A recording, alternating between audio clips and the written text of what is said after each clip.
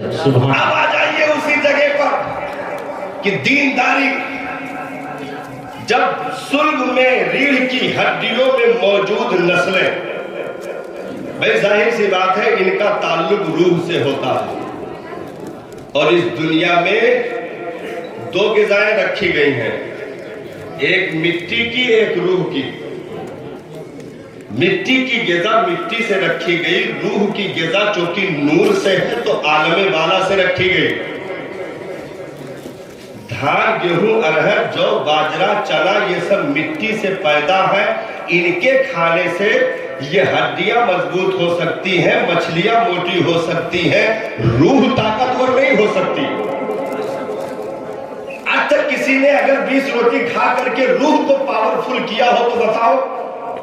نہیں، کیونکہ وہ روح کی غذا ہی نہیں ہے، کیونکہ یہ جسم کا ڈھانچہ مٹی سے بنا ہے، اس لیے اس کی خوراک مٹی سے پیدا کی گئی۔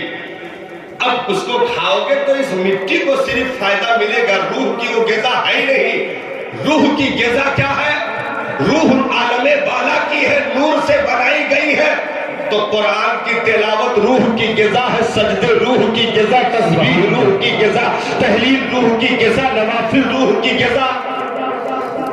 تو اب جو ریڑھ کی ہڈیوں میں نسلیں موجود ہیں ان کو طاقتور کرنے کے لیے قرآن کی تلاوت، سجدہ اور اپنے آپ کو گناہوں کے جراثیم سے دور رکھنا، یہ اس ریڑھ کی ہڈی کی نسل کو پاورفل کرتا ہے۔ اب جب یہ پاورفل ہو جائے گا، پھر اس پاورفل نسل کو ایک ایسا کوکھ دیا جائے جہاں اس کو 9 مہینے کی مدت گزارنی ہے، تو اب وہ بھی نور سے بھرپور ہو، اس میں بھی طاقت ہو، تسبیح کی طاقت ہو، تلاوت کی طاقت ہو، نوافل کی طاقت ہو، تہجد کی طاقت ہو، اشراق و اوابین و چاشت کی، تو اب وہ پاورفل ہوگا۔ تو اب جہاں اسے دیکھیے، جیسے ایک بچے کو آپ پالنے کے لیے اٹھا کر کے کوڑے کی ڈھیر پر پھینک دیجئے، 2 دن میں ڈینگو ملیریا ہو جائے گا، اتنے مچھر کاٹ لیں گے، مر جائے گا۔ لیکن اسی کو پالنے کے لیے آپ جو ہے لندن، افریقہ، پیرس میں کہیں قیمتی جگہ پر ڈال دیجئے تو اس کی نشو و نمائی، اس کی جو باڈی کا اور جو بھی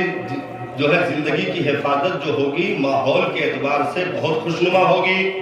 عرب والے اسی لیے اپنے بچوں کو اچھی پرورش کے لیے دیہاتوں میں بھیج دیا کرتے تھے،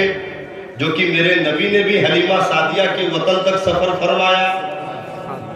یہ اچھی پرورش کے لیے اچھی جگہوں پر ڈالا جاتا تھا۔ تو ہم اپنے ریڑھ کی ہڈیوں کی اولادوں کو اچھی پرورش دینے کے لیے انہیں اچھے رحموں میں 9 مہینے کی مدت پوری کرنے کے لیے رکھیں گے۔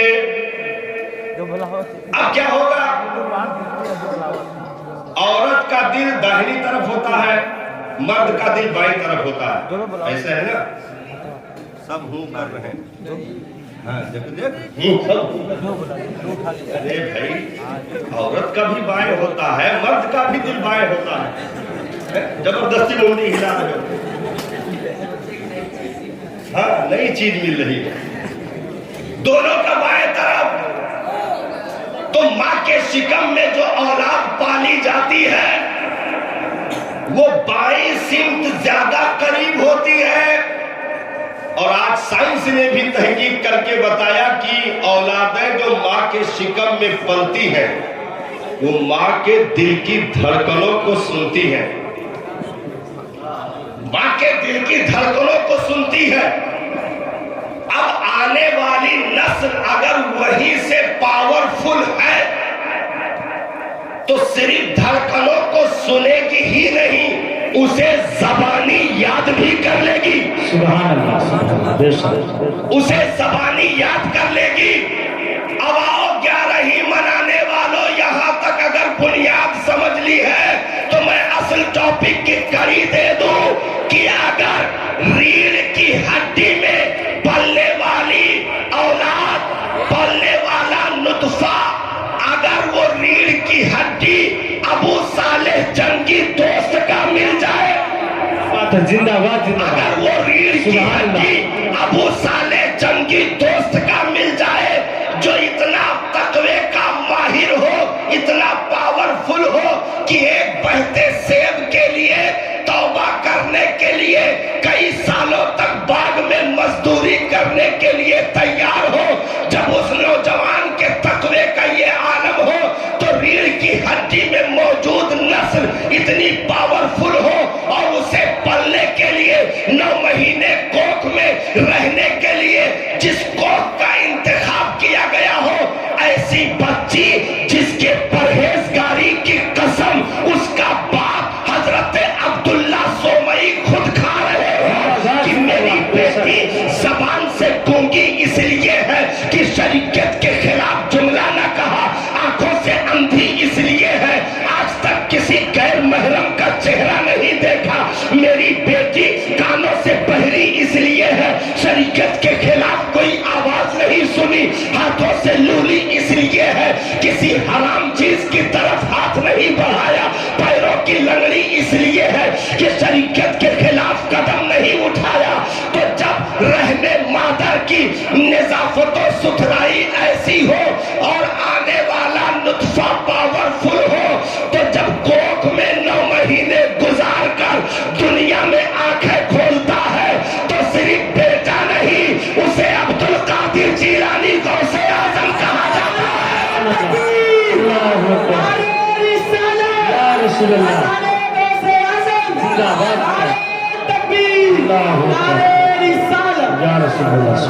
اسے غوث پاک کہا جاتا ہے کہ جس ریڑھ کی ہڈی میں وقت گزارا ہو، باپ کے تقوی کا یہ عالم ہو، باپ کے تقوی کا یہ عالم ہو کہ فاقے پہ فاقہ اکثر وقت روزے سے گزر رہا ہو اور پانی کی سطح پر بہتے سیب کو اگر کھا لیں تو یہ خیال آئے کہ مالک سے پوچھا نہیں، آخر بغیر اجازت کے جو پھل کھا لیا کل قیامت میں پوچھا جائے گا تو میں کیا جواب دوں گا؟ توبہ کرنے کے لیے گئے حضرت عبداللہ سومئی جو وقت کے ولی تھے، انہوں نے دیکھ لیا، اندر سے نگاہ ولایت سے جھانک کر کے اس وجود کے نورانیت کو چمک کو دیکھ لیا۔ حضرت عبداللہ سومئی نے دل ہی دل میں طے کر لیا کہ رشتہ اتنا پکا دیندار ہے کہ اسے اپنی بیٹی کا رشتہ بغیر کیے چھوڑوں گا نہیں۔ رشتہ اتنا زیادہ دیندار ہے کہ اس کو اپنی بیٹی کا رشتہ بغیر کیے چھوڑوں گا نہیں۔ تو انہیں کاموں میں بہلائے رکھا کہ 1 سال تک باغ کی باغبانی کرو، 2 سال تک، پھر اس کے بعد جو ہے رشتے کی شرط لگا دی۔ تو اب جس دیندار باپ کے صلب میں غوث اعظم نے وقت گزارا اور جس دیندار ماں کے رحم میں عبدالقادر جیلانی نے وقت گزارا، ان دونوں دیندار رشتوں سے 11ویں میں یہ میسج ملتا ہے، یہ پیغام ملتا ہے کہ اگر تمہارے رشتے دیندار ہو تو پیدا ہونے والی اولادیں اگر غوث نہیں تو غلام غوث ضرور ہو سکتی ہے، غوث اعظم کی دیوانی ضرور ہو سکتی ہے، کیونکہ رشتوں میں دینداری اس قدر ضروری ہے کہ اس سے آگے کی نسلوں کو جو پرورش دینی ہے اگر دین کے پانی سے انہیں سیراب کیا جائے تو صاحب صدیاں گزر جائے کہ دین کا نشہ کم نہیں ہوگا۔ وقت کے حوادثات انہیں دین سے کبھی ڈگمگا نہیں سکتے ہیں، دین سے برگشتہ نہیں کر سکتے ہیں، کیونکہ جنہیں نسلوں سے دینداری مل جاتی ہے پھر انہیں اپنی جان بھی کیوں نہ دینی پڑے وہ ایمان کا سودا نہیں کر سکتے ہیں، اپنے عقیدے کا سودا نہیں کر سکتے ہیں۔ تو 11ویں شریف میں غوث اعظم سرکار نے ہم غلاموں کے لیے جو میسج دیا وہ یہ ہے کہ بھائی آپ کے پیدائش سے پہلے باپ کا انتقال ہو گیا۔ غوث اعظم سرکار جو مقام جیلان میں سن 470 ہجری میں پیدا ہوئے، 91 سال کی عمر ملی، 561 ہجری میں آپ کا وصال با کمال ہوتا ہے۔ 91 سال غوث اعظم کی عمر مبارک ہوئی۔ جیلان سے آپ نے 18 سال کی عمر میں بغداد کا سفر کیا، شیخ حماد کے آستانے پر آپ نے قیام کیا اور پھر بغداد کی جو زندگی تقریباً 33 سال مجاہدے کی زندگی بغداد کی غوث اعظم کی گزرتی ہے، 33 سال مجاہدے کی زندگی۔ غوث اعظم کی بغداد میں گزرتی ہے، تو اب اگر غوث اعظم کی زندگی صرف کرامت سے پہچانی جائے تو بہت بڑی بھول ہوگی۔ اگر غوث اعظم کی زندگی کو پہچاننا ہے تو یہ نعرہ نہ لگاؤ میرے غوث نے مردے زندہ کر دیے،